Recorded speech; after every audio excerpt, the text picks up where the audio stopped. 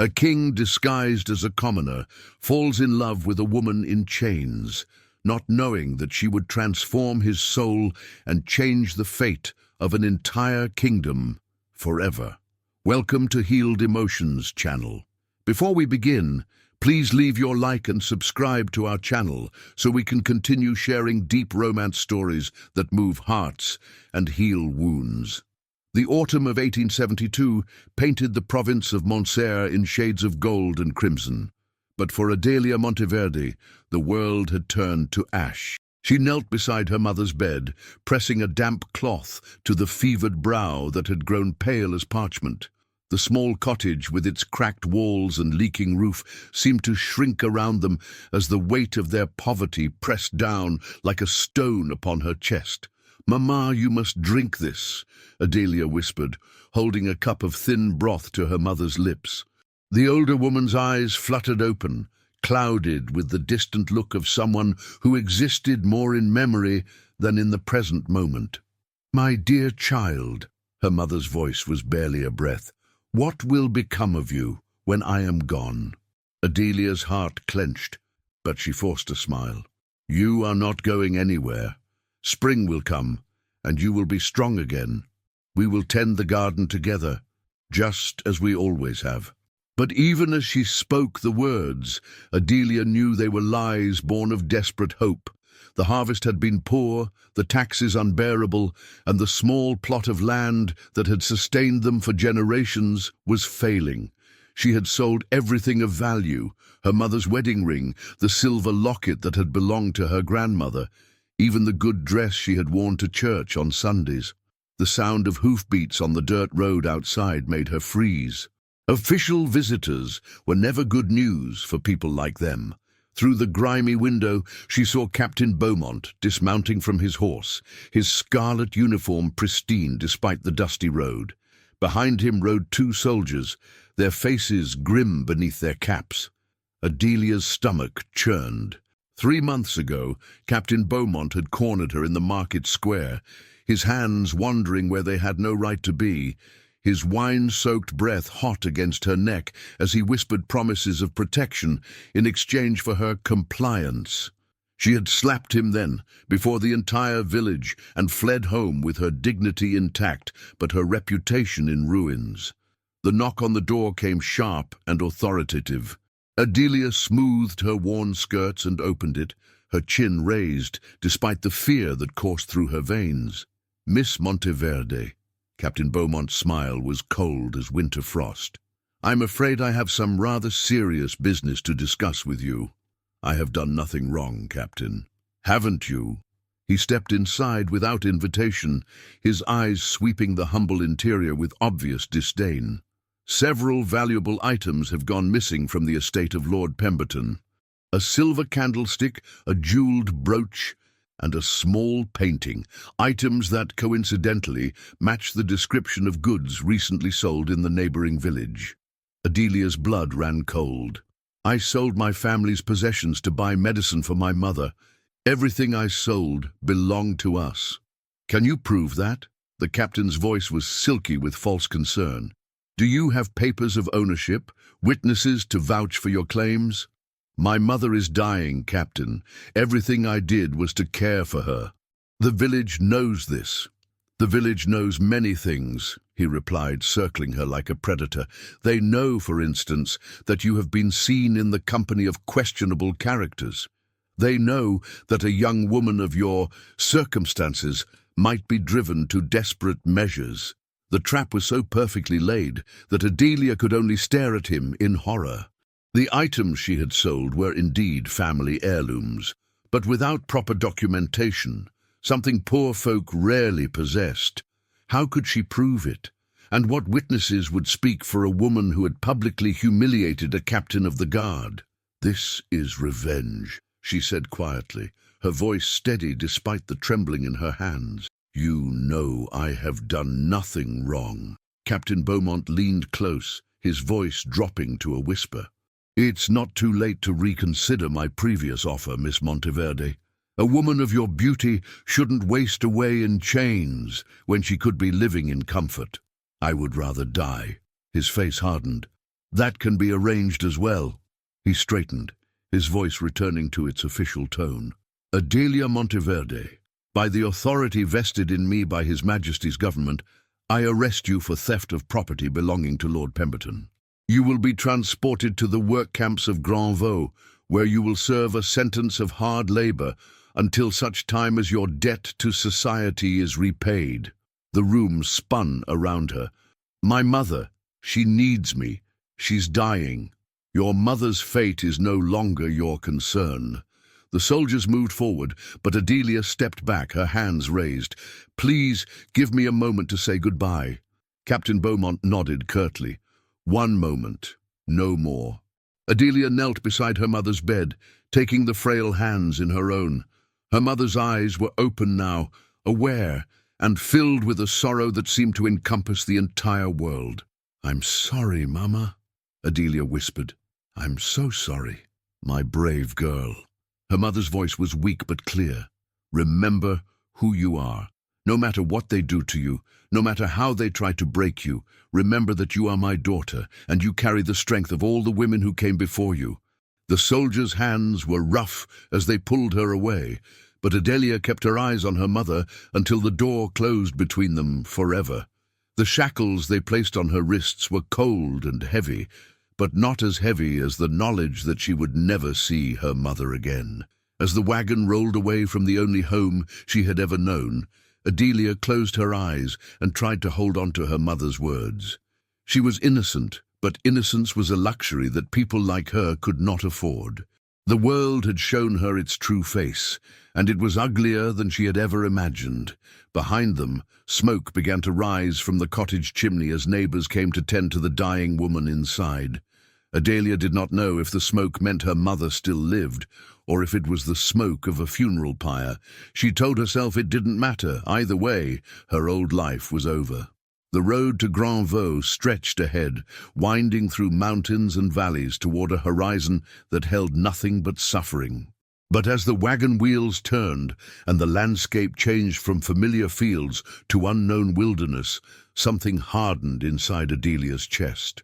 They could chain her body, but they could not chain her spirit. She would survive this somehow. She would find a way to prove her innocence and return to clear her name. The sun set behind them, painting the sky the color of blood and gold, and Adelia Monteverde disappeared into the darkness, carrying with her nothing but the clothes on her back and the unbreakable will to endure. The work camp of Granvaux existed in a world forgotten by God and man alike, nestled between jagged peaks and surrounded by fields of cotton and grain that stretched to the horizon. It was a place where hope came to die. The buildings were weathered gray, their windows barred and their walls stained with the sweat and tears of countless prisoners who had passed through their gates. Adelia arrived on a Tuesday morning when the sun was already merciless overhead. The wagon that had carried her for 3 days finally stopped with a grinding halt, and she was pulled from its bed like a sack of grain. Her legs, cramped from the journey, nearly buckled beneath her as she stood on the hard-packed earth of the camp's courtyard. "Welcome to paradise," sneered one of the guards, a thick-set man with scars across his knuckles and cruelty in his eyes. "You'll find the accommodations quite different from what you're used to, I'm sure." The overseer, a gaunt man named Collier, whose skin had been baked leather-brown by the sun, looked her up and down with the calculating gaze of someone appraising livestock. "Another pretty one," he mused. "They always think their looks will save them. You'll learn differently soon enough." Adelia said nothing. She had learned during the journey that silence was her best armor. Words could be twisted, pleas could be mocked, but silence was a fortress they could not breach. The women's quarters were a long, low building, divided into rows of straw pallets. The air inside was thick with the smell of unwashed bodies and despair. Adelia was assigned a space near the back, between a woman with haunted eyes who never spoke, and another whose hands shook constantly from some ailment or trauma. "The work begins at dawn," Collier informed her, his voice echoing in the cramped space. "You'll be picking cotton until the sun sets. The quota is £50 per day. Fail to meet it, and you'll work by moonlight until you do. The rules are simple. Work, obey, and don't cause trouble. Break any rule, and you'll discover just how creative we can be with punishment." That first night, Adelia lay on her thin pallet and stared at the ceiling, while around her women wept quietly into their straw pillows. Some called out names, children, husbands, mothers, as if speaking them aloud could somehow bridge the distance between this place and the lives they had left behind. The work was back-breaking. Under the scorching sun, Adelia bent over row after row of cotton plants, her fingers bleeding from the sharp bowls, her back screaming in protest. The guards rode their horses along the rows, counting pounds and marking tallies, always watching for signs of rebellion or exhaustion that might provide an excuse for punishment. By the end of her first week, Adelia's hands were raw meat wrapped in torn strips of her undergarments. Her shoulders ached so badly that she could barely lift her arms, and her face had burned and peeled, despite her attempts to shield it. But she had met her quota every day, and she had not cried, not once. It was on her 8th night that she first encountered Eloa. The old woman sat in the corner of the barracks, her back against the wall and her eyes closed. She was blind, that much was obvious from the way she moved, but there was something about her presence that set her apart from the other prisoners. While the others radiated despair, Eloa seemed to exist in a pocket of quiet dignity, as if she carried within herself a place that the guards could not touch. "You're the new girl," Eloa said, without opening her eyes. Her voice was soft but clear, with the faint accent of someone who had been educated. "The one who doesn't cry." Adelia looked around nervously. The guards discouraged conversation, especially after dark. "I'm sorry, I don't know what you mean. Child, I may be blind, but I'm not deaf. I can hear the difference between the weeping of the broken and the silence of the stubborn. You're stubborn. That's good. It will keep you alive." Induct. Over the following weeks, Adelia found herself drawn to the old woman. Eloa never spoke during the day, working her assigned tasks with the mechanical precision of someone who had long ago learned to survive by being unremarkable. But at night, when the guards had retired to their quarters and the barracks were lit only by slivers of moonlight through the barred windows, she would beckon Adelia to sit beside her. "I was a teacher once," Eloa whispered one night, her voice barely audible above the sound of sleeping women. "In the capital, I taught the children of merchants and minor nobles, reading, writing, mathematics, a little history. I thought knowledge was power, but I learned that sometimes knowledge is simply dangerous." "What happened to you?" Adelia asked. Eloa's smile was sad. "I taught the wrong child to read the wrong book. A girl whose father was involved in some very questionable business dealings. She asked me about the documents she found in his study, and I helped her understand what they meant. The next week, her father was arrested for embezzlement. The week after that, I was arrested for sedition. How long have you been here?" 7 years. Long enough to learn that survival requires more than just enduring. It requires maintaining some part of yourself that they cannot break. It was then that Eloa made her extraordinary offer. "I can teach you to read and write properly. I can give you the tools to understand the world beyond these walls. But it must be our secret. The guards believe that keeping us ignorant keeps us compliant. They are not entirely wrong." Adelia's education began that very night. By the light of smuggled candle stubs and the occasional beam of moonlight, Eloa traced letters in the dirt floor with her finger, while Adelia followed along. She learned to form words, to string them into sentences, to understand the power that lay hidden in the arrangement of simple marks on paper. "Reading is rebellion," Eloa told her one night as they worked through a passage from a book that existed only in the old woman's memory. "Every word you understand is a small victory against those who would keep you in chains. They can imprison your body, but they cannot imprison your mind. Not unless you let them." As the weeks turned to months, Adelia's world expanded beyond the cotton fields and the barracks.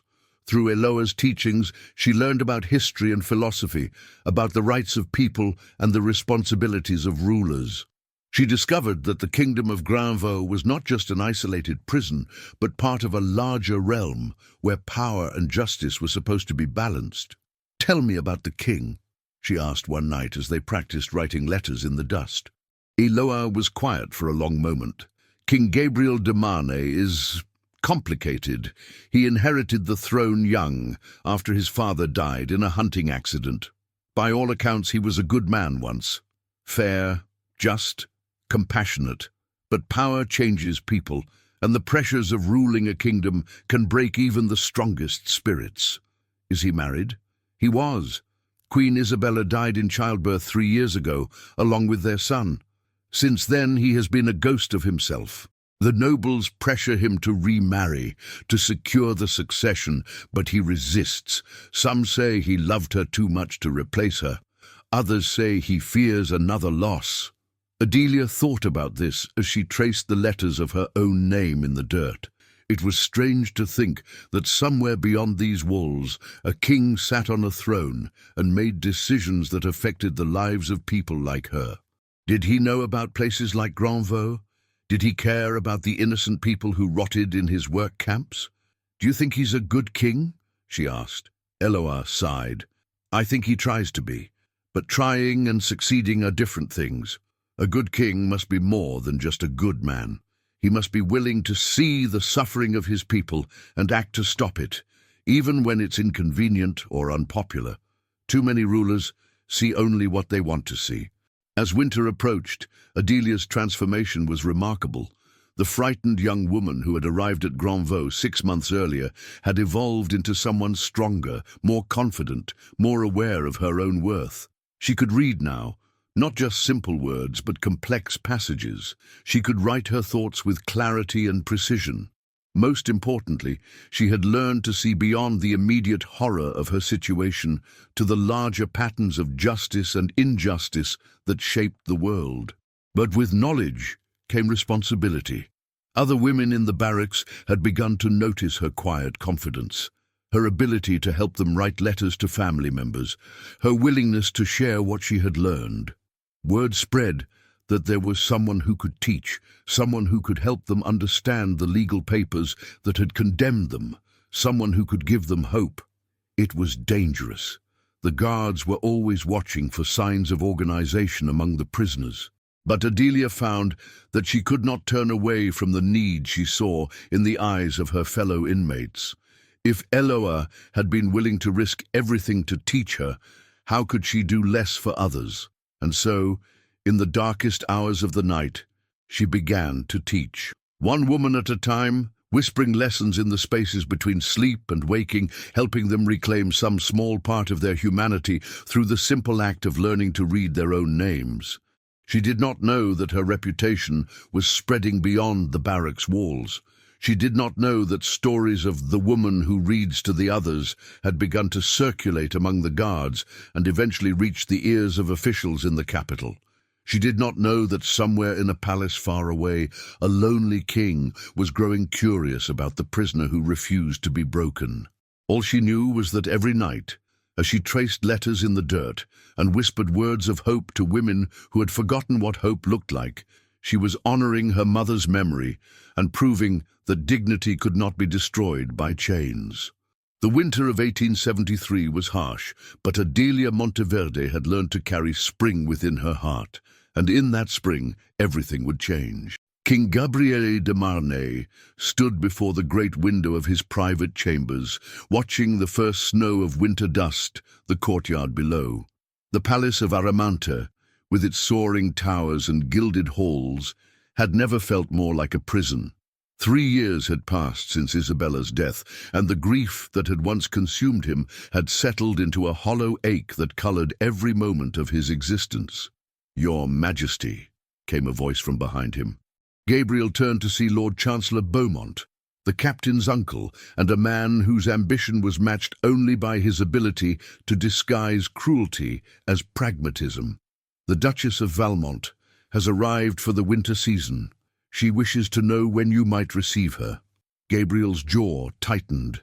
The Duchess of Valmont was the latest in a series of noble ladies who had been paraded before him like prize cattle, each one vetted by his council as a suitable replacement for the woman who had owned his heart. She was beautiful, wealthy, and possessed of all the qualities that made for a perfect political marriage. She was also as cold as marble and twice as lifeless. "Tell her I am indisposed," Gabriel said, turning back to the window. "Your Majesty, with respect, you cannot continue to avoid your duties indefinitely. The kingdom needs an heir, and you need a wife. The Duchess is eminently suitable." "The Duchess is eminently boring," Gabriel interrupted. "She speaks of nothing but fashion and gossip. She has never read a book, never expressed an opinion on anything of substance, and looks at me as if I were a prize to be won rather than a man to be loved." Lord Beaumont's voice took on a lecturing tone. "Love is a luxury that kings cannot afford, Your Majesty. Marriage is a matter of state, not sentiment. You had your great love with Queen Isabella. Now you must think of your duty to the realm." The words hit Gabriel like a slap, and he spun around to face the older man. "Do not speak of my wife as if she were a luxury I indulged in and must now abandon. She was my queen, my partner, my equal. If I am to marry again, it will be to someone who can be the same." "Your Majesty, you speak of impossibilities. Queens are not born in drawing rooms or discovered in ballrooms. They are made through bloodlines and alliances. The Duchess, Gabriel said coldly, "can wait. I have more pressing matters to attend to." It was a lie, but it served its purpose. After Beaumont had bowed and retreated, Gabriel found himself alone with thoughts that grew darker by the day. He had become a stranger to himself, a man who went through the motions of ruling while feeling increasingly disconnected from the people he was meant to serve. That evening, as he sat through another tedious state dinner with the Duchess simpering at his side, Gabriel made a decision that would change everything. He would leave the palace as he had done in his youth and travel the kingdom in disguise. He would see his realm through the eyes of a common man, without the filters of protocol and politics that clouded his vision within these walls. 3 days later, dressed in the rough clothing of a traveling merchant, Gabriel rode out of the palace gates before dawn. His beard had grown out during his weeks of avoiding court functions, and a few strategic touches with soot and careful attention to his posture transformed him from a recognizable monarch into an unremarkable traveler. The journey to the provinces was a revelation. Away from the polished marble and manicured gardens of the palace, Gabriel encountered the reality of his kingdom.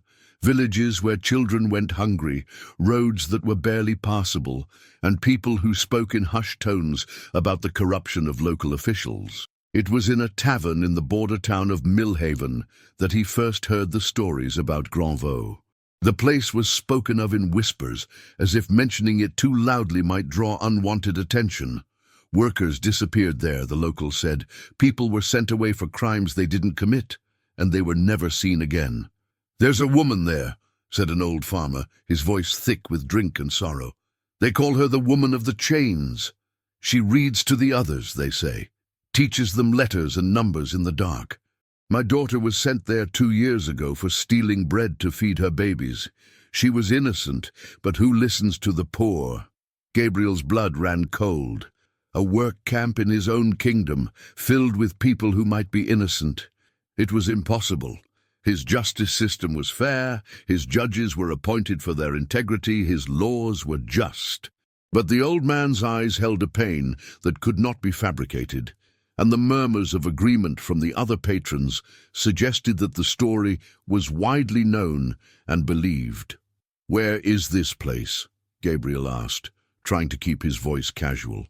2 days' ride north, up in the mountain valleys. But you don't want to go there, friend. Nothing but misery in that place. Gabriel spent the next 2 days wrestling with what he had heard. As a king, he could simply order an investigation, send inspectors, demand reports. But he had learned not to trust the reports of officials who had everything to gain from telling him what he wanted to hear. If he was going to understand what was happening in Granvaux, he would need to see it with his own eyes. The work camp was exactly as the farmer had described, a collection of weathered buildings surrounded by fields that stretched to the horizon. Gabriel positioned himself on a ridge overlooking the compound and watched through a spyglass as figures moved between the buildings. Even from a distance, he could see the way the workers moved, slowly, carefully, like people who had learned that quick movements brought punishment. As night fell, Gabriel made his way closer to the compound. The guards were lazy, more interested in their card games and drinking than in patrolling the perimeter. It was not difficult to find a spot where he could observe the women's barracks without being seen. What he witnessed that night shook him to his core. Through a gap in the wall, he could see into the long room where the women slept. Most lay on their thin pallets, but in one corner a small group had gathered around a figure who was tracing letters in the dirt. Even in the dim light, Gabriel could see that the woman who was teaching had a presence that commanded attention. Her voice was soft but clear, and there was something in her posture, a dignity that seemed untouchable despite her circumstances. "This is how you write your name," he heard her say to a younger woman. "Your name is yours, no matter what they call you here. Never forget that." Gabriel felt something stir in his chest, a recognition that went deeper than curiosity. He found himself moving closer, drawn by a voice that seemed to carry light into the darkness. The teaching session lasted for over an hour. Gabriel watched as the woman, the one they called the Woman of the Chains, helped her fellow prisoners understand the legal documents that had condemned them, explained the rights they theoretically possessed, and most importantly, reminded them that they were human beings deserving of dignity and respect. When the session ended and the women dispersed to their pallets, Gabriel remained hidden in the shadows, his mind reeling. Everything he thought he knew about his kingdom had been turned upside down. Here was a woman who had been imprisoned, enslaved, and brutalized, yet she had somehow maintained not only her own humanity, but was actively working to preserve the humanity of others. He returned the next night, and the next. Each time he learned more about the woman who had captured his attention.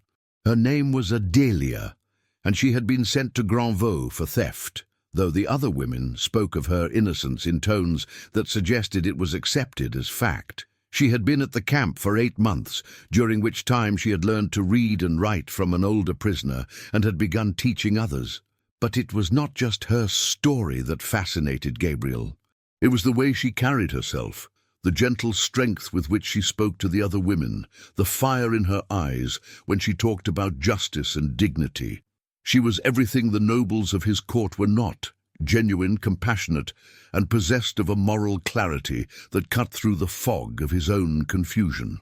On his 4th night of observation, Gabriel made a decision that would have horrified his counselors. He was going to speak to her. The opportunity came when Adelia slipped out of the barracks after the evening meal, carrying a bucket toward the well in the compound's center. Gabriel had learned the guards' routines by now, and he knew there was a brief window when this area was unobserved.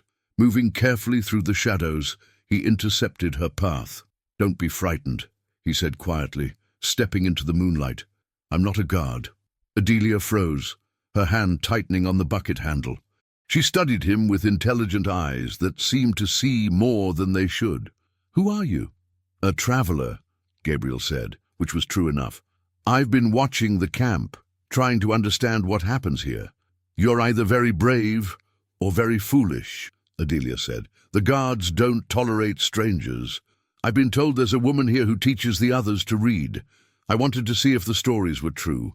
Something shifted in Adelia's expression, a mixture of wariness and curiosity. "Stories have a way of growing in the telling. What you've heard might not be what you think. I heard about a woman who refuses to let her spirit be broken. A woman who shares knowledge like others share bread, knowing that both can sustain life." Adelia was quiet for a long moment, studying his face in the moonlight. "Knowledge is dangerous here. Teaching is forbidden. If you're looking for proof of rebellion, you'll be disappointed." "I'm not looking for rebellion," Gabriel said. "I'm looking for hope." The simple honesty of the statement seemed to surprise her. Hope is a luxury we can't afford, yet you teach. I share what I've learned. There's a difference." Gabriel smiled, charmed by her careful distinction. "May I ask what you've learned?" "That the world is larger than this place, that people are more than their circumstances. That dignity is something that can't be taken away, only surrendered." "And have you surrendered yours?" Adelia's chin lifted, and for a moment she looked every inch a queen. "Never." It was in that moment that Gabriel fell in love with her, though he would not recognize it as such for several more meetings. All he knew was that he felt more alive standing in the dirt of a prison compound talking to a woman in chains than he had felt in years of sitting on a throne surrounded by luxury. "Will you teach me?" he asked. "Teach you what? How to see the world as you do, how to hold on to hope when everything around you is darkness." Adelia stared at him for a long moment, then laughed, a sound like silver bells in the night air. "You're the strangest traveler I've ever met." "I'm the strangest traveler I've ever been," Gabriel replied, and for the first time in 3 years, he was telling the absolute truth. The clandestine meetings between Gabriel and Adelia became the rhythm by which both their lives were measured. Every few nights, when the moon was dark enough to provide cover and the guards were drunk enough to be careless, they would meet by the well in the center of the compound. What had begun as curiosity on Gabriel's part had deepened into something that terrified him with its intensity. "You're taking terrible risks," Adelia said one night, her voice barely above a whisper. "If they catch you here, they'll assume you're planning an escape. The punishment for that is death." Gabriel, who had been coming to these meetings for 3 weeks now, felt his chest tighten at the thought of her being harmed because of him. "What about you? If they discover you're meeting with an outsider—" "I'm already condemned," she said simply. "I have nothing left to lose. You have your life." Do I?" She looked around the compound, her eyes taking in the barracks, the guard towers, the endless fields. "This isn't living, this is merely surviving." "Then why do you keep teaching the others? Why do you keep fighting?" Adelia was quiet for a moment, her fingers tracing patterns in the dirt. "Because I made a promise to someone, and because I refuse to believe that this is all there is." It was during these conversations that Gabriel began to understand the true scope of the injustice that had brought Adelia to Granvaux. The story emerged in pieces: her mother's illness, the poverty that had driven her to sell family heirlooms, the captain who had propositioned her and then framed her when she refused him. "Captain Beaumont," Gabriel repeated, his voice carefully neutral. "You're certain that was his name?" "I'm not likely to forget it," Adelia said bitterly. "He made it clear that my fate was entirely in his hands. He could have me released at any time, he said, if I was willing to express my gratitude appropriately." Gabriel's hands clenched into fists.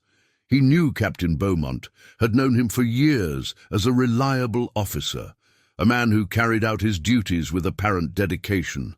The thought that such a man could abuse his position so thoroughly, could destroy an innocent woman's life out of spite and lust, made Gabriel sick to his stomach. "Have you ever written to anyone, appealed your case?" Adelia laughed, but there was no humor in it. "To whom? The magistrate who sentenced me was Captain Beaumont's friend. The lord who owns the estate I allegedly robbed is Captain Beaumont's patron. The system isn't broken. It's working exactly as it was designed to work for people like me." "What about the king?" Gabriel asked, his voice tight with emotions he couldn't name. "Have you ever thought of appealing directly to him? The king?" Adelia's voice was sharp with disbelief. "The king who lives in his palace surrounded by luxury while places like this exist in his name? The king who appoints men like Captain Beaumont to positions of power? What would be the point?" Gabriel felt as if she had struck him. Perhaps the king doesn't know. Perhaps if he understood what was happening, then he would be the worst kind of ruler," Adelia interrupted. "Willfully ignorant of the suffering of his people. A king who doesn't know what happens in his own kingdom is either a fool or a coward." The words hung in the air between them like a blade.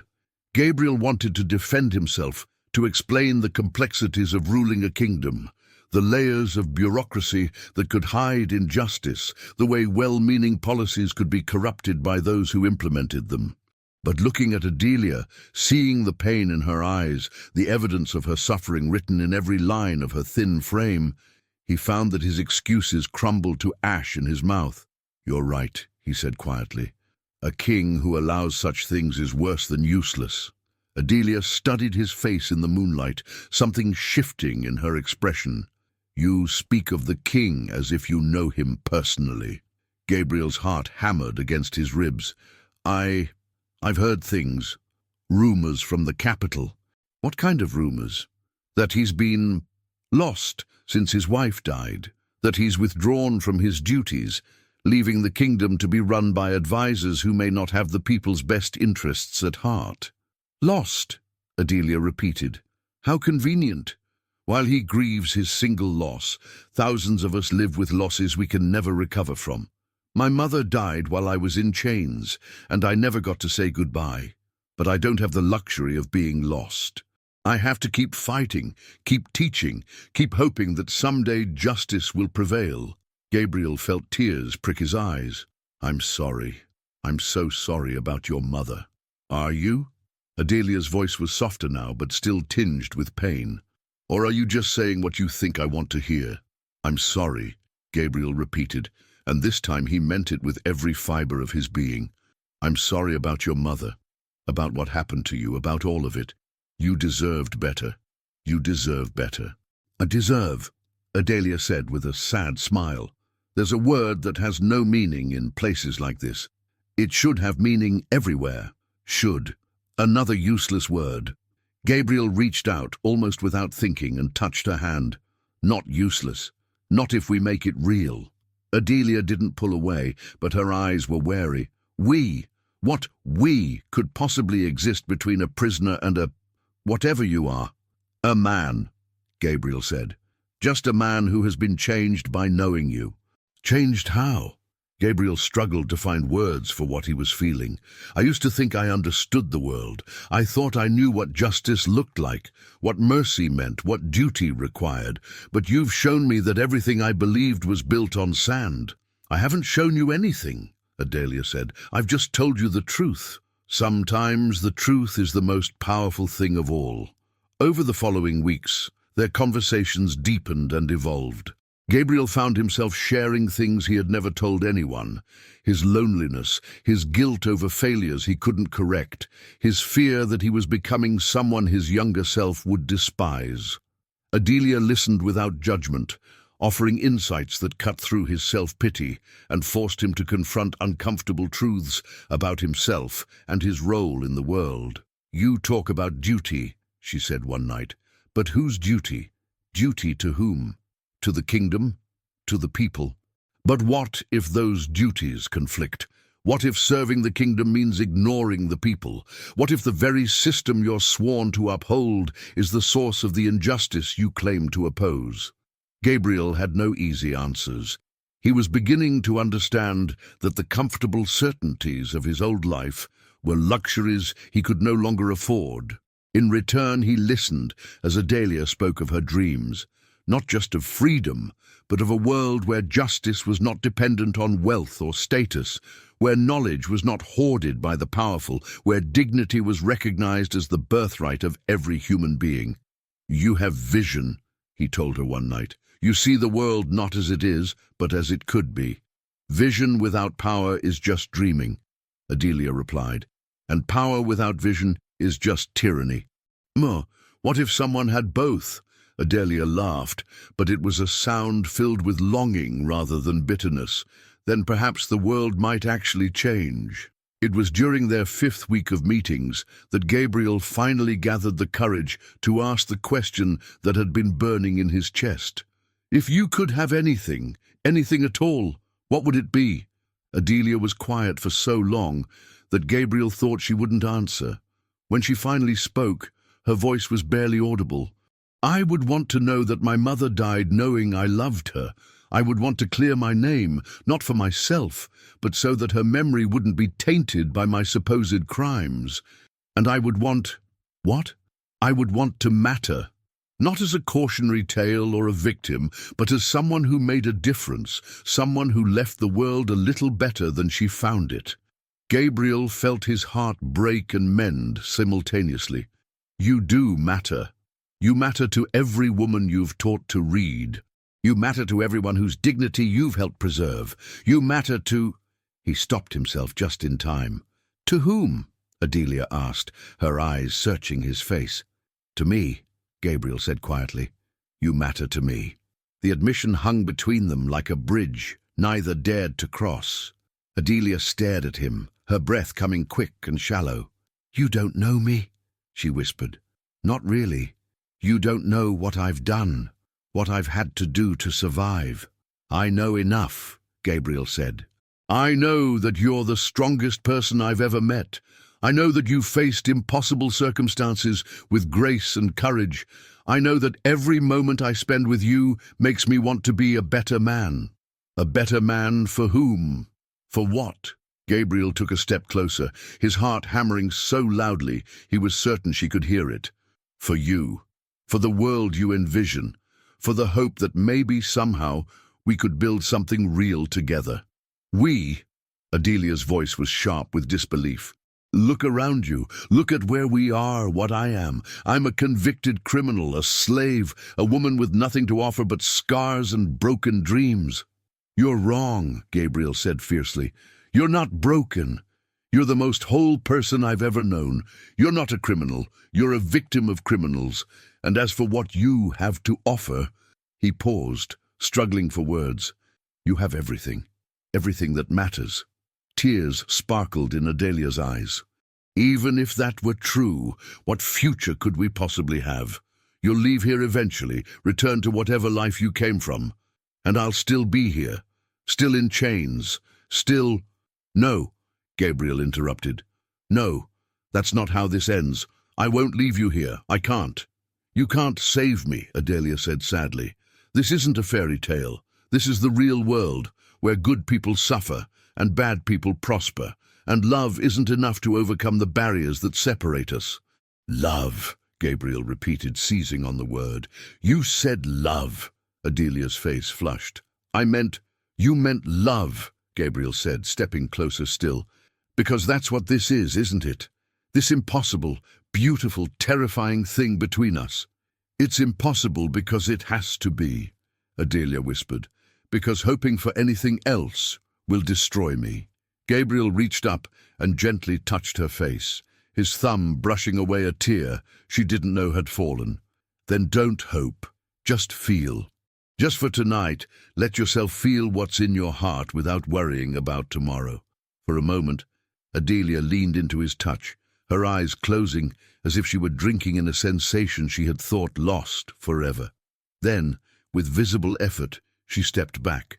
I can't, she said. I won't survive losing something else I love. You won't lose me, Gabriel said. I promise you that. You can't promise that. No one can. Gabriel wanted to tell her everything then, who he was, what power he wielded, how he could end her suffering with a word. But he also understood, with crystal clarity, that revealing his identity would change everything between them. She would never again see him as simply a man who loved her. She would see him as the king who had allowed her suffering, and their fragile connection would shatter like glass. Then I'll prove it, he said instead. However long it takes, whatever I have to do, I'll prove that some promises can be kept. Adelia searched his face, and Gabriel held his breath, waiting for her verdict. Finally, she nodded, though her expression remained guarded. I want to believe you, she said. God help me, I want to believe you. That's enough, Gabriel said. For now, that's enough. As winter deepened and their meetings continued, Gabriel found himself living two lives that seemed increasingly incompatible. By day, he played the role of the traveling merchant, taking odd jobs in the nearby village to maintain his cover while gathering information about the camp's operations. By night, he was simply Gabriel, a man falling deeper in love with a woman whose strength and wisdom humbled him daily. The other prisoners had begun to notice Adelia's improved spirits, though she was careful to hide the true source of her happiness.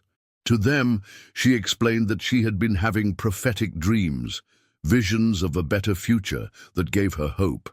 It was not entirely a lie.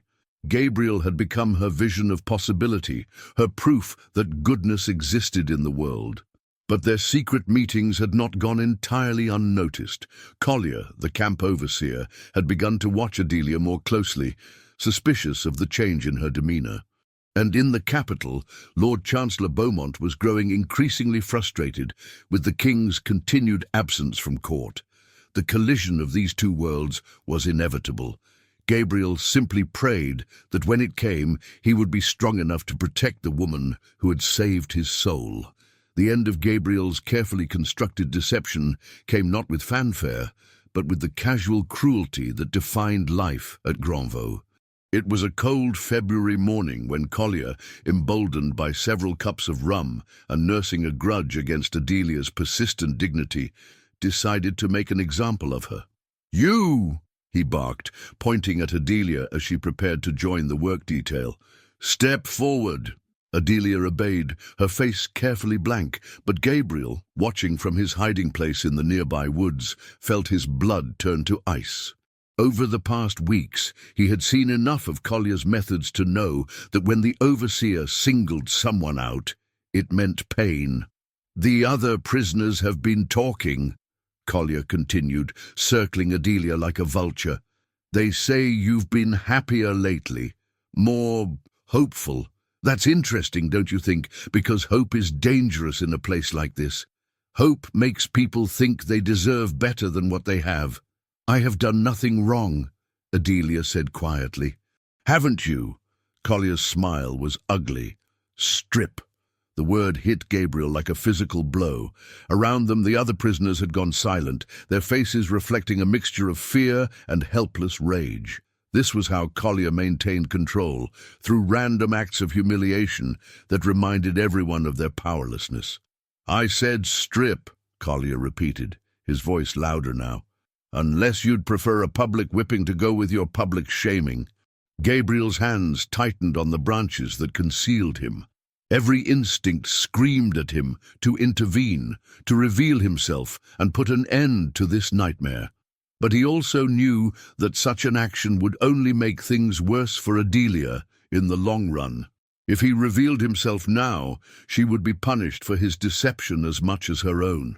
Adelia's hands moved to the buttons of her rough work dress, her movements mechanical. Gabriel could see the tremor in her fingers, the way she held her chin high, even as tears threatened to spill from her eyes.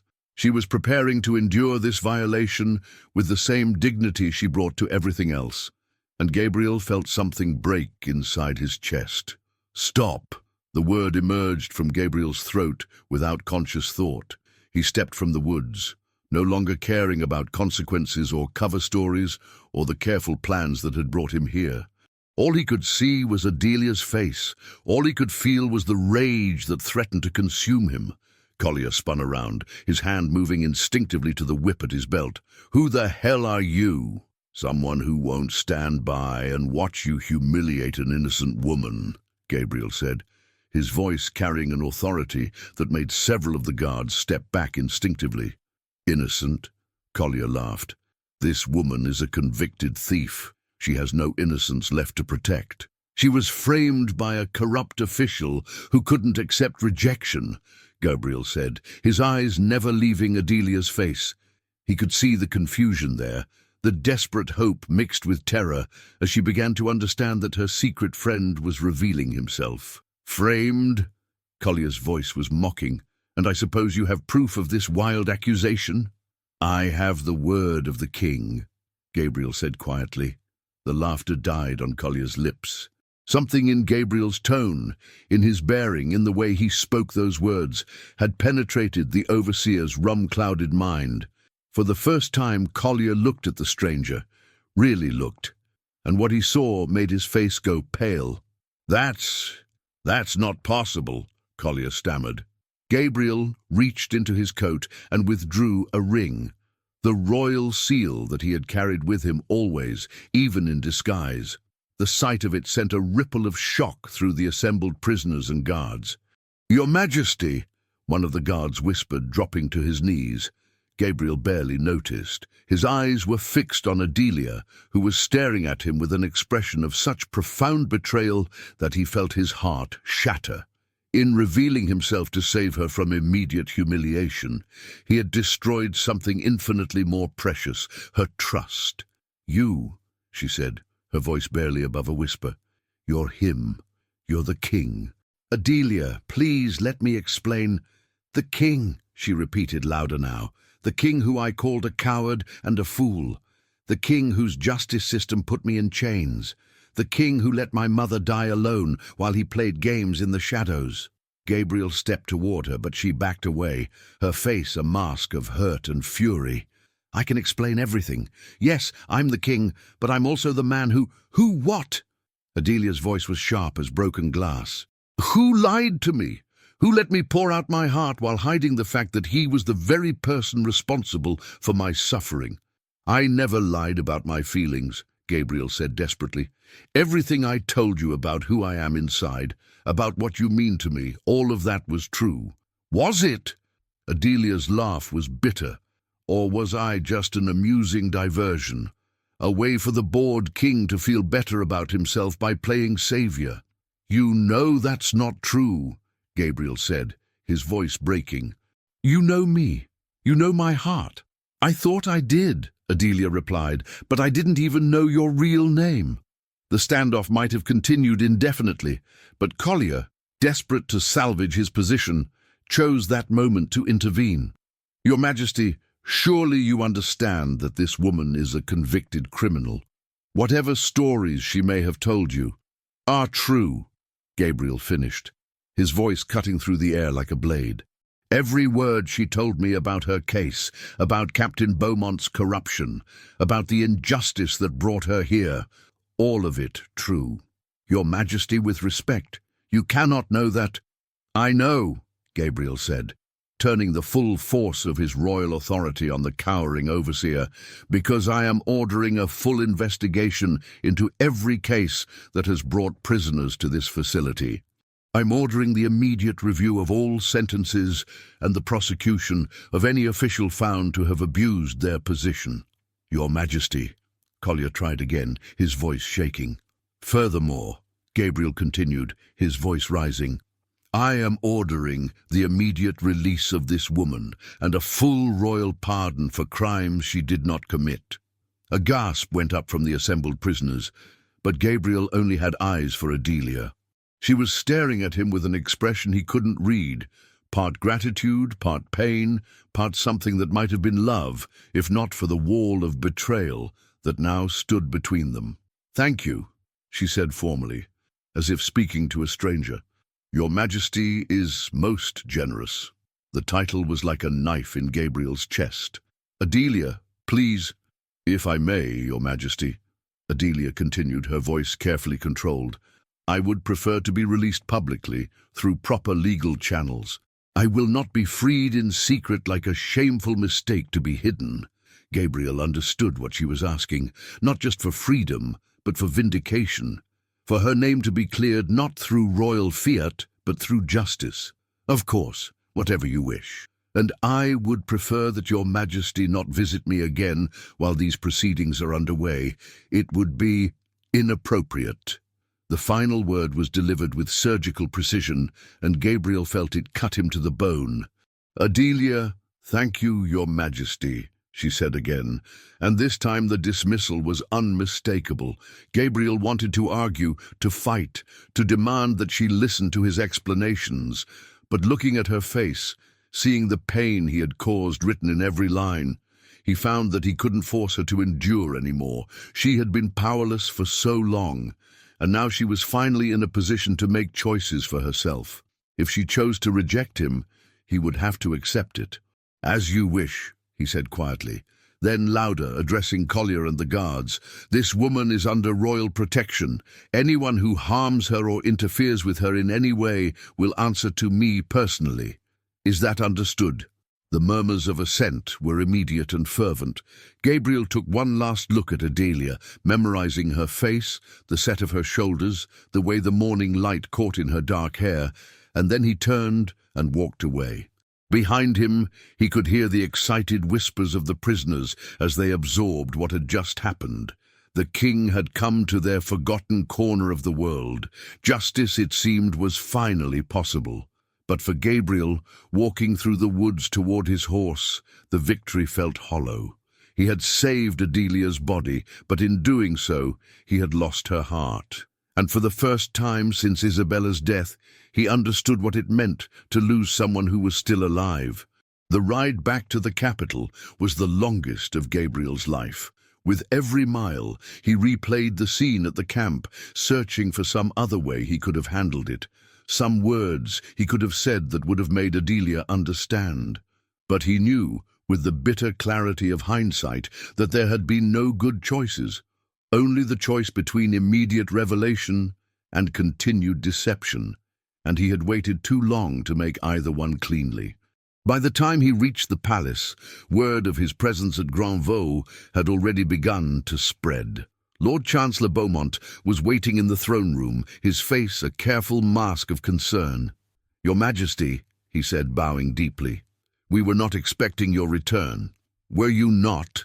Gabriel's voice was cold. "Then you will be surprised to learn that I am ordering immediate investigations into the operations of our work camps, beginning with Granvaux. I want every case reviewed, every official questioned, every potential injustice brought to light." Beaumont's face went pale. "Your Majesty, surely such a sweeping action is unnecessary. Our justice system is sound." "Our justice system," Gabriel interrupted, "just spent 8 months torturing an innocent woman because your nephew couldn't accept the word no." The silence that followed was deafening.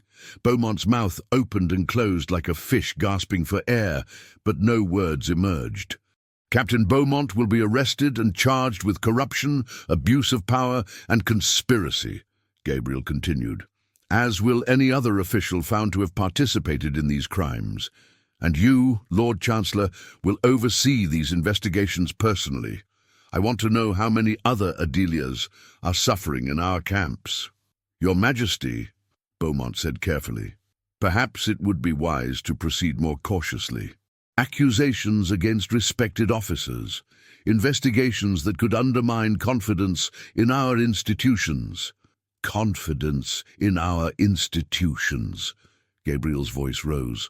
"What confidence can there be in institutions that imprison the innocent and protect the corrupt?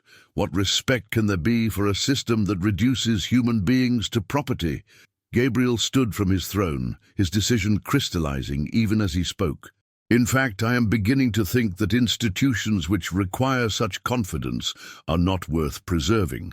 Perhaps it is time for more fundamental changes." Beaumont's eyes widened with alarm.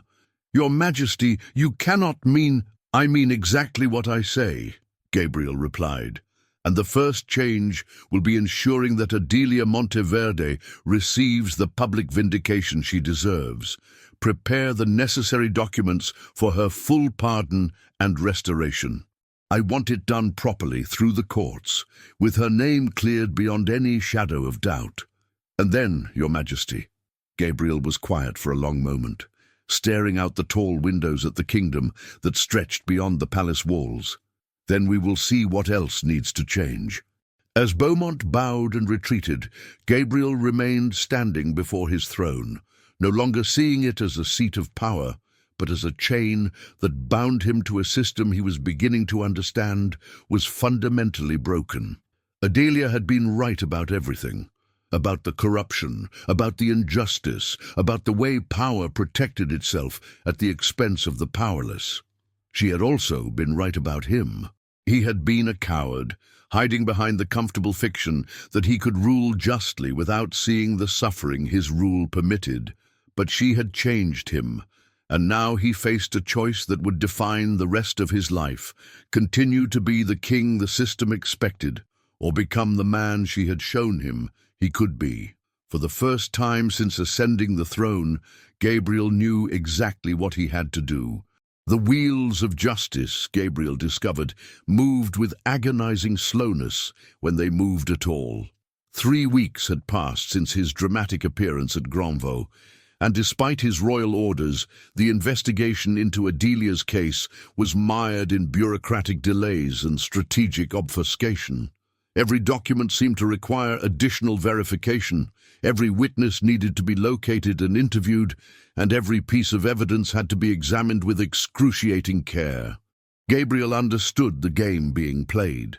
The officials he had ordered to clear Adelia's name were the same officials who had colleagues, friends, and family members potentially implicated in the corruption. They were moving slowly, not out of thoroughness, but out of self-preservation. Meanwhile, reports from Granvaux indicated that Adelia remained at the camp, though now in quarters separate from the other prisoners and under royal protection. She had refused Gabriel's offer of temporary housing in the capital, insisting that she would not leave until her name was cleared through proper legal channels. It was a principled stand that Gabriel admired, even as it tormented him. "Your Majesty," Lord Chancellor Beaumont said, entering the royal study with a stack of papers, "the preliminary investigation reports have arrived." Gabriel looked up from the letter he had been trying to write, his 6th attempt at explaining himself to Adelia, and gestured for Beaumont to approach. The man's nephew had been arrested, but Gabriel suspected that the Lord Chancellor's cooperation in the investigation was less than wholehearted. "What have they found?" "The evidence regarding Miss Monteverde's case is complex," Beaumont said carefully. "Captain Beaumont's records show that he followed proper procedures in her arrest and conviction. The witnesses who testified against her maintain their statements, without new evidence or testimony." "You're saying they found nothing," Gabriel said flatly. "I'm saying the legal standards for overturning a conviction are quite high, Your Majesty. Perhaps a royal pardon would be simpler." "No," Gabriel's voice was sharp. "She doesn't want a pardon. She wants vindication. She wants the world to know she was innocent. Your Majesty, with respect, what Miss Monteverde wants may not be legally possible to achieve." Gabriel studied the Lord Chancellor's face, reading the calculation behind his respectful words. What would make it legally possible? New evidence, testimony from witnesses who were not available at the original trial. Or, Beaumont paused, as if reluctant to continue. Or what? Or a confession from someone involved in framing her. Gabriel leaned back in his chair, understanding the implication. Captain Beaumont was in custody, but he was maintaining his innocence.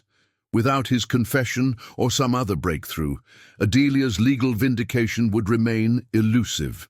"I want to speak with Captain Beaumont personally," Gabriel said. Beaumont's eyebrows rose. "Your Majesty, is that wise? A king interviewing a prisoner accused of corruption could be seen as—" "I don't care how it's seen," Gabriel interrupted. "Arrange it." Urdu, the royal dungeons beneath the palace, were a world away from the light and luxury of the chambers above. Gabriel descended the stone steps with a growing sense of disgust at the contrast. How had he lived for so long in the palace without thinking about what lay beneath it? Captain Beaumont was being held in one of the better cells, a concession to his former rank that Gabriel now regretted. The man stood when Gabriel entered, his uniform replaced by rough prison garb, but his bearing still defiant. "Your Majesty," Beaumont said, offering a bow that managed to convey mockery despite its technical correctness. "To what do I owe this honor?" "You know why I'm here," Gabriel said. "I want to know the truth about Adelia Monteverde." "The truth?" Beaumont's smile was unpleasant. "The truth is that she was a thief who was caught and convicted according to the law. The truth is that Your Majesty has allowed himself to be manipulated by a pretty face and a sad story." Gabriel felt anger flare in his chest, but he kept his voice level. "The truth is that you framed an innocent woman because she rejected your advances." "Prove it," Beaumont said simply. "If you're so certain of her innocence, prove it in court." "Oh, but you can't, can you? Because the evidence against her was sound, the witnesses were credible, and the conviction was just. The witnesses were your friends. The evidence was fabricated. The conviction was a sham. Beaumont shrugged. Your Majesty is free to believe whatever comforts him. But belief is not evidence, and evidence is what the law requires. Gabriel stared at the man, seeing him clearly for the first time. Beaumont was not going to confess. He was too arrogant, too confident in the system that had protected him thus far. Even facing imprisonment, he believed he could weather this storm and emerge unscathed. You're right, Gabriel said quietly. Belief is not evidence, but justice is not always found in courts of law. Something in Gabriel's tone made Beaumont's smile falter. Your Majesty, you have destroyed an innocent woman's life out of spite and lust, Gabriel continued. You have corrupted the very system you were sworn to uphold. You have made a mockery of justice and honor. Your Majesty, I must protest. Protest all you like, Gabriel said, turning toward the door. But understand this, you may escape legal consequences for your crimes, but you will not escape their consequences. Justice will be served one way or another. Gabriel left the dungeons with a bitter taste in his mouth and a growing certainty that the legal system alone would not be enough to clear Adelia's name. If the courts would not provide justice, he would have to find another way. It was then that he made the decision that would change everything. The next morning, Gabriel summoned his closest advisors to the throne room. The Duchess of Valmont was among them, having returned to court for the spring social season with renewed hope that the king's recent troubles might make him more amenable to marriage. She stood near the front of the assembled nobles, her smile confident and her dress calculated to remind Gabriel of what he stood to gain through their union. Lords and ladies of the court, Gabriel began, his voice carrying to every corner of the great hall, I have called you here to make an announcement that will affect the future of our kingdom. A murmur ran through the crowd. Gabriel could see speculation in their faces, hope in the Duchess's eyes, and concern in Lord Chancellor Beaumont's expression. For the past several months, I have been investigating conditions in our work camps and prisons. What I have found has shaken my faith in the very foundations of our justice system. The murmurs grew louder. This was not what anyone had expected to hear.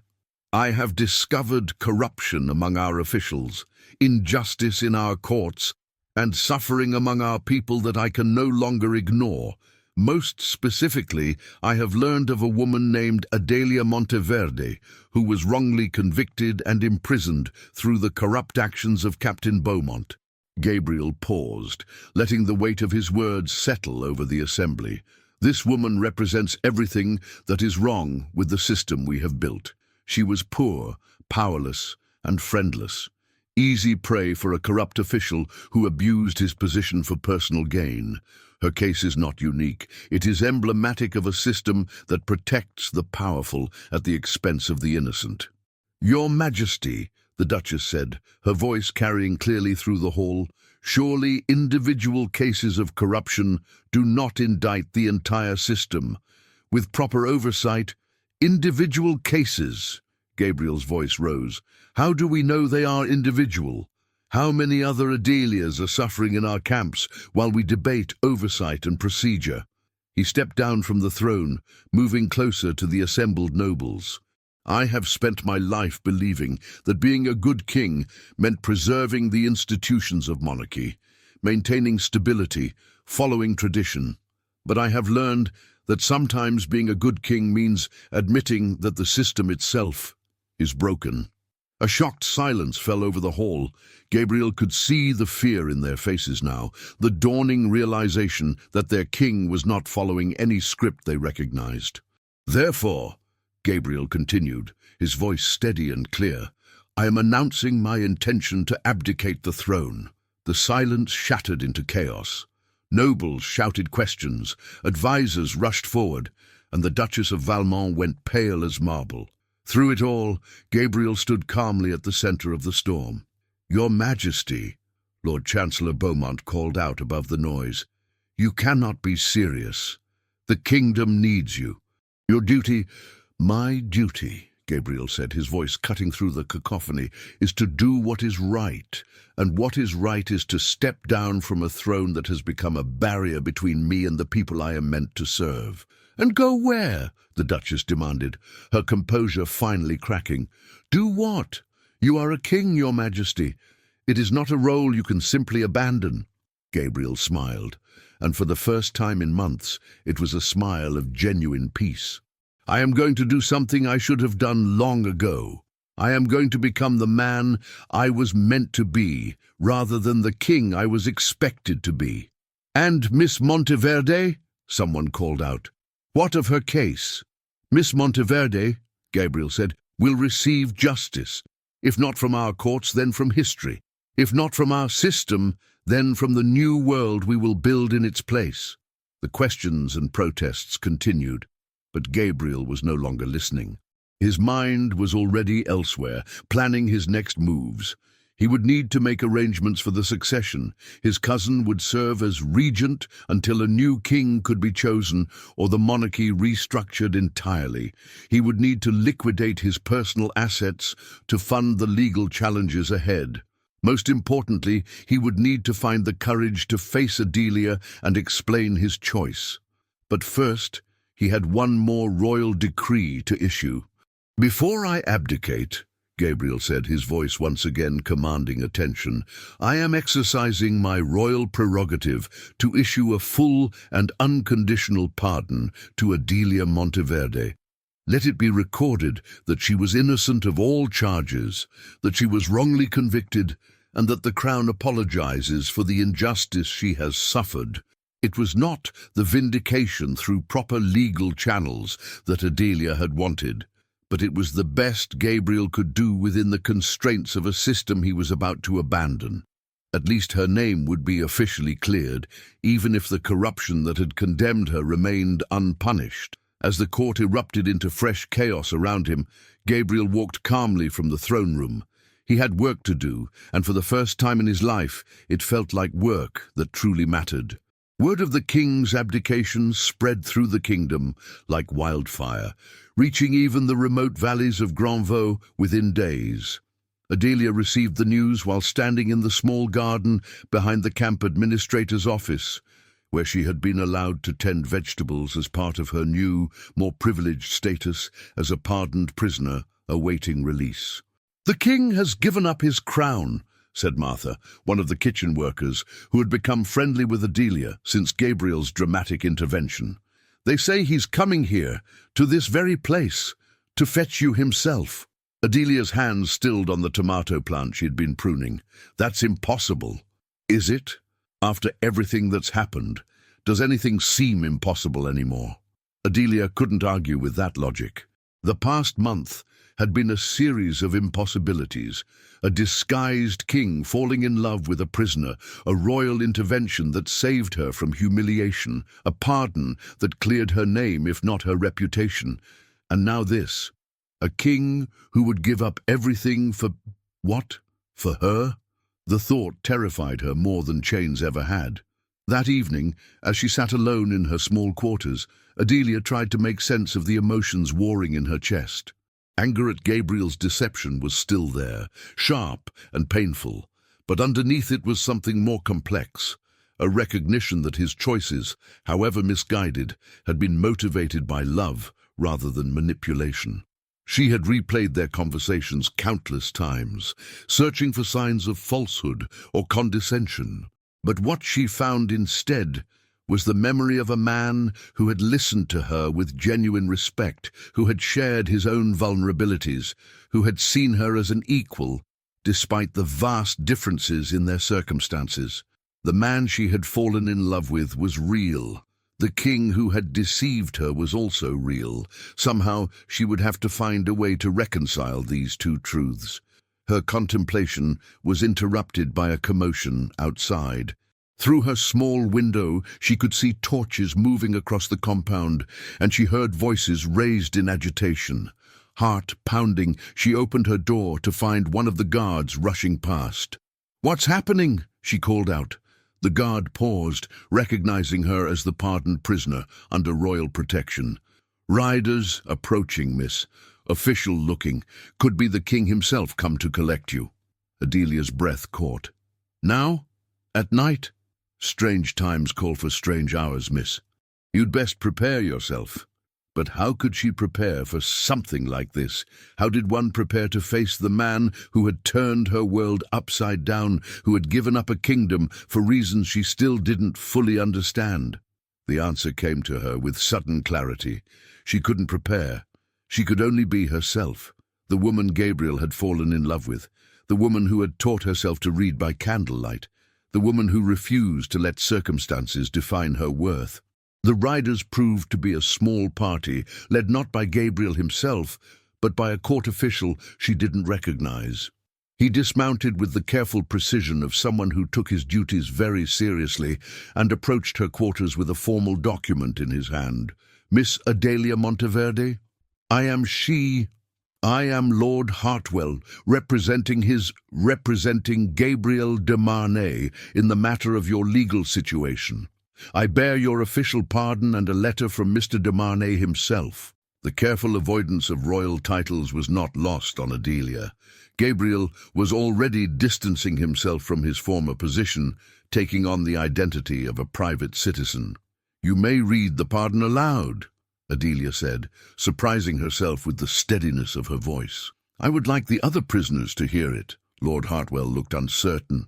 Miss Monteverde, it is quite late, and perhaps such a public declaration would be more appropriate in town during daylight hours. Please, Adelia said firmly.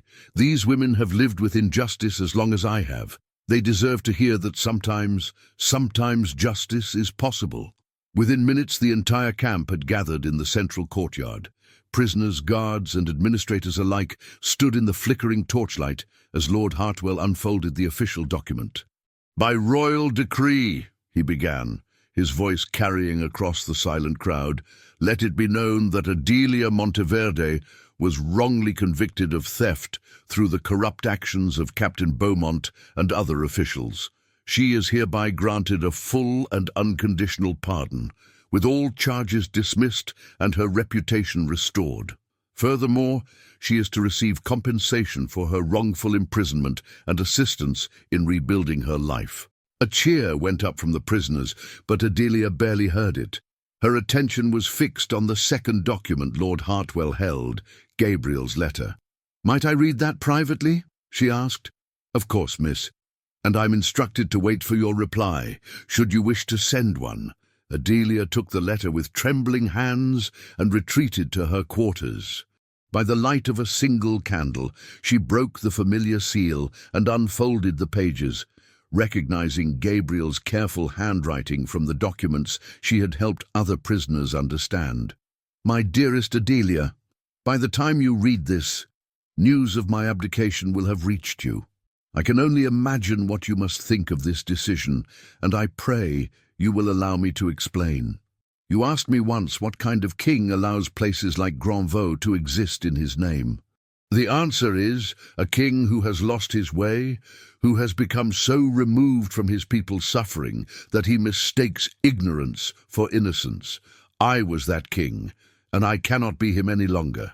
You were right about everything, about the corruption, about the injustice, about my own cowardice in hiding from truths I should have faced long ago.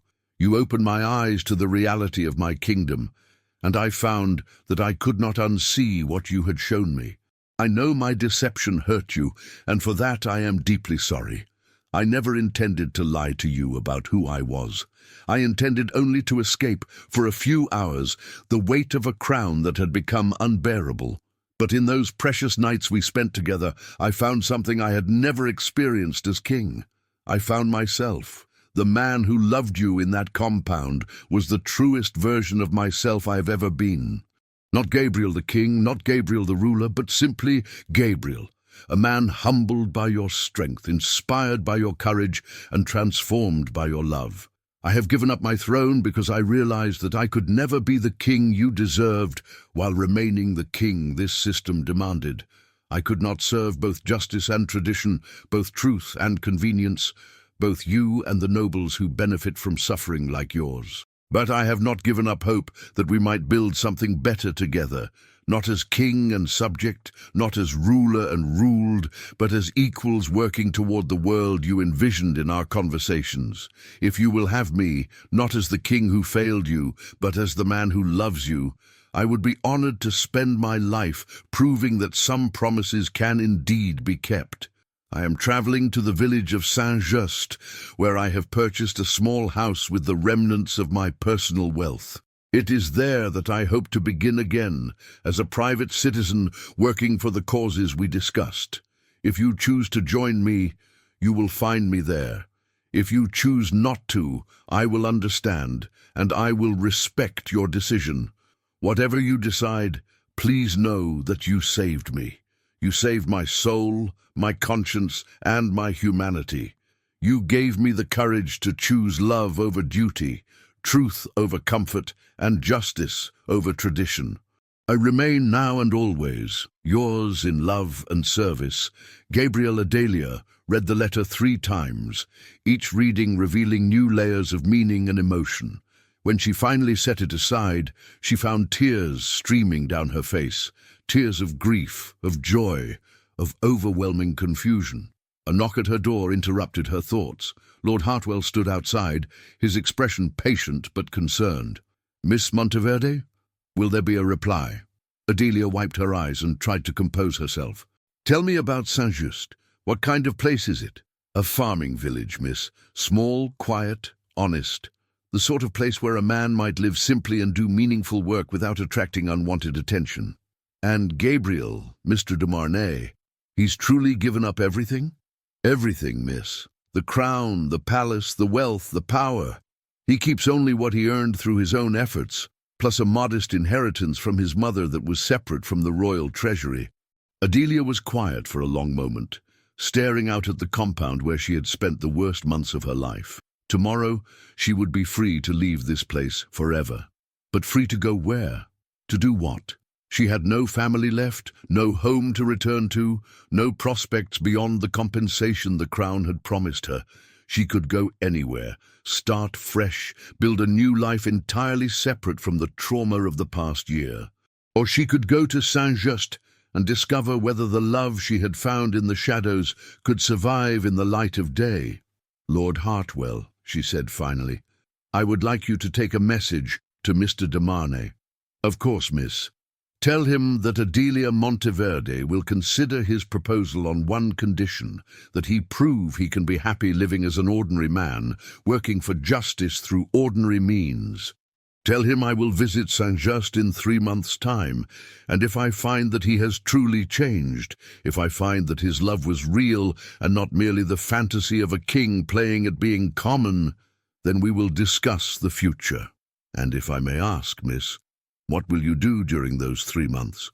Adelia smiled, and for the first time in longer than she could remember, it was a smile of pure possibility.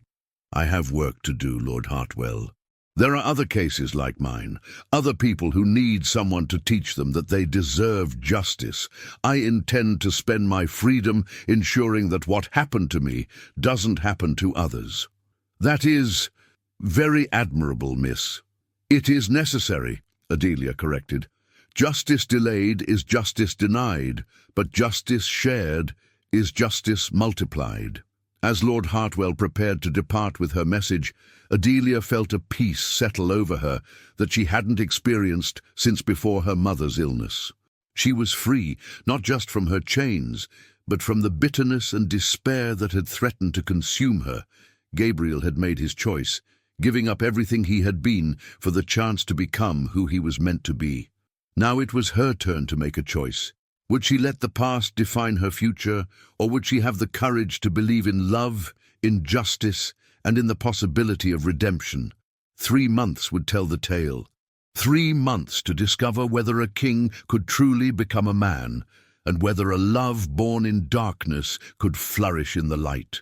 3 months later, Adelia stood at the edge of Saint-Just as the sun painted the sky in shades of rose and gold.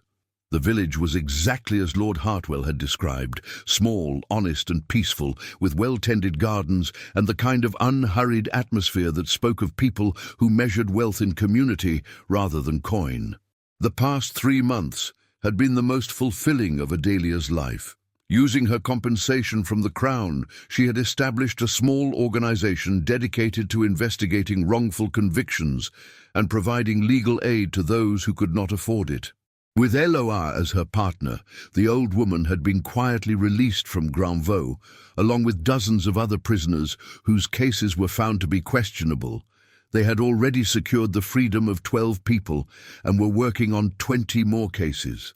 But despite the satisfaction of this work, despite the growing recognition of her efforts among progressive legal scholars and reform advocates, Adelia's thoughts had returned again and again to Gabriel and his letter. She had received no further communication from him, respecting her request for time and space to make her decision. Now, as she walked down the village's main street, she wondered what she would find. The house was easy to locate. The villagers had been happy to direct her to Monsieur Gabriel, whom they described with genuine affection. He had, they told her, arrived in spring and immediately set about making himself useful. He helped with the harvest, taught reading and mathematics to the children, and had established a small school that served 3 neighboring villages. "He's a good man," said the baker's wife, whose flour-dusted apron and warm smile reminded Adelia of her own mother. "Quiet, hard-working, kind to those in need. We're lucky to have him." The house itself was modest but well-maintained, with a small garden in front and smoke rising from the chimney. Adelia paused at the gate, her heart hammering with nervous anticipation. Through the front window, she could see Gabriel, no longer the king in disguise or the monarch making grand proclamations, but simply a man reading by lamplight. He looked different, thinner, more weathered, with hands that showed the calluses of honest labor. His hair was longer, his beard fuller, and there was something in his posture that spoke of contentment rather than the restless energy she remembered from their clandestine meetings. Before she could lose her courage, Adelia pushed open the gate and walked up the path. Her knock was soft, but she heard movement inside immediately, followed by footsteps approaching the door. When Gabriel opened it and saw her standing there, his face went through a series of expressions: surprise, joy, hope, and something that might have been fear. "Adelia," he said softly, as if speaking her name were a prayer. "You came." "I said I would," she replied, studying his face for signs of the man she had fallen in love with in the darkness of Granvaux. "You look well." "I am well," Gabriel said. "Happier than I've been in years. Please come in. Unless, would you prefer to talk out here?"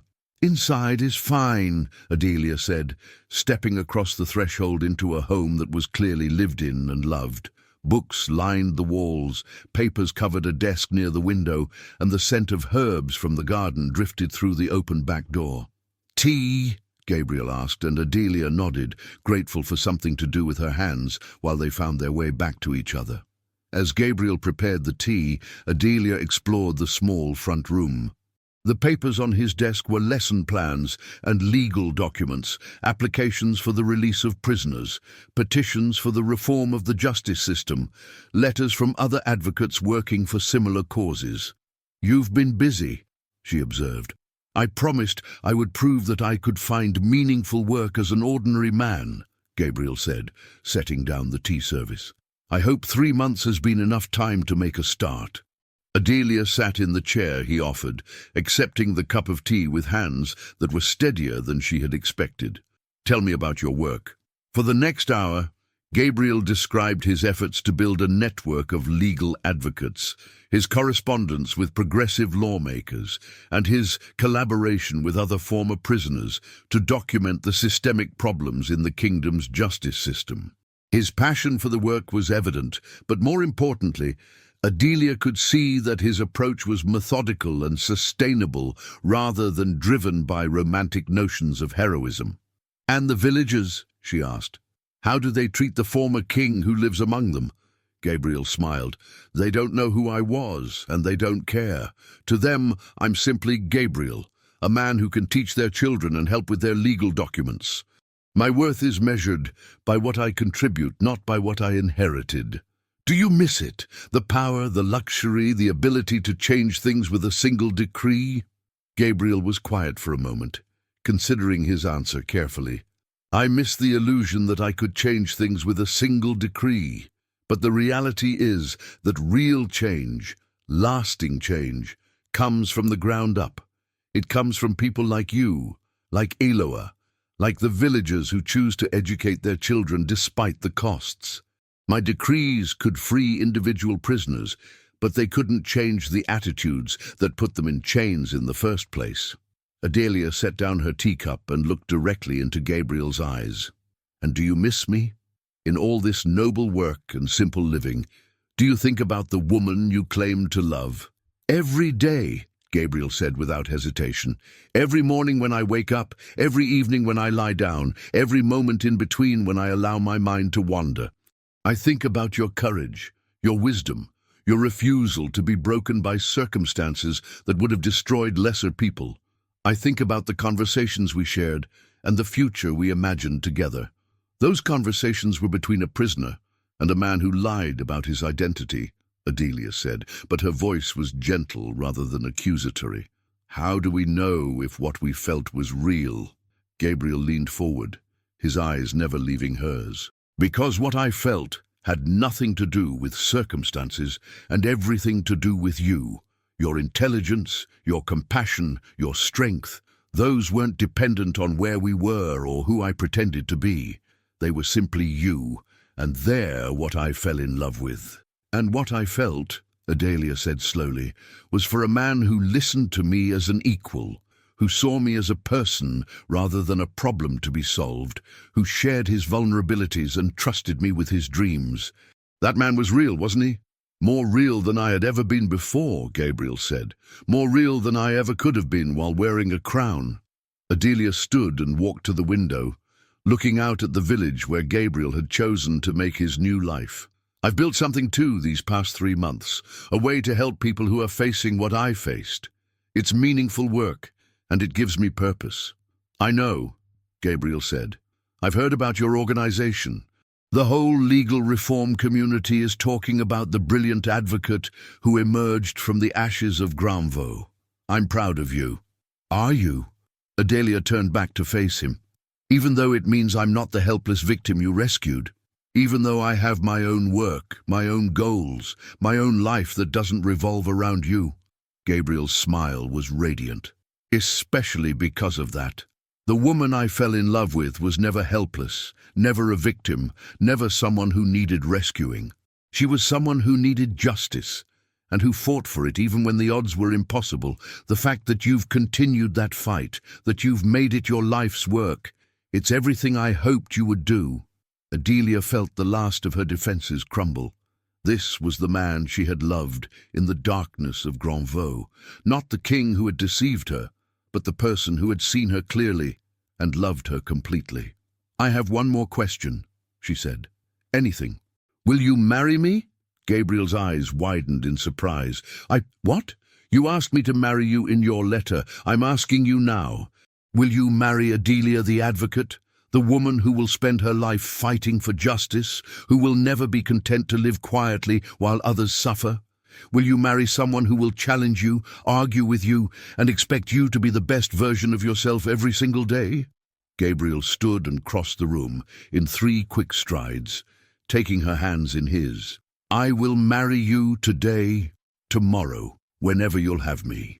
I will marry you, knowing that our life together will be complicated and challenging and absolutely wonderful.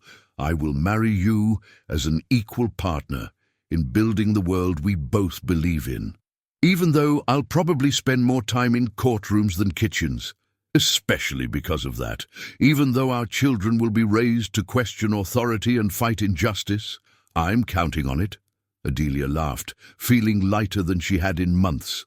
Then yes, Gabriel de Marnay, I will marry you, but I have one condition. Name it. We marry here in this village as common citizens. No royal pomp, no political statements, just 2 people making a commitment to each other and to the work we both believe in. Done, Gabriel said, and kissed her with all the passion and tenderness that had been building between them for months. The wedding took place 3 weeks later in the village square, with Eloa officiating as a licensed minister and the entire population of Saint-Just in attendance. Adelia wore a simple white dress that she had sewn herself, and Gabriel wore the kind of practical suit that a village schoolteacher might choose for his wedding day. But if the setting was modest, the emotion was anything but. When Gabriel spoke his vows, promising to love Adelia not as a king loves a subject, but as an equal loves an equal, there wasn't a dry eye in the crowd. And when Adelia promised to build a life of justice and compassion alongside him, the cheers could be heard in the neighboring villages. The reception was held in the village hall, with food contributed by every family and music provided by the local farmers who had learned to play instruments during Gabriel's music lessons. It was exactly the kind of celebration Adelia had dreamed of during her darkest days at Granvaux. Simple, joyful, and surrounded by people who loved them for who they were rather than what they represented.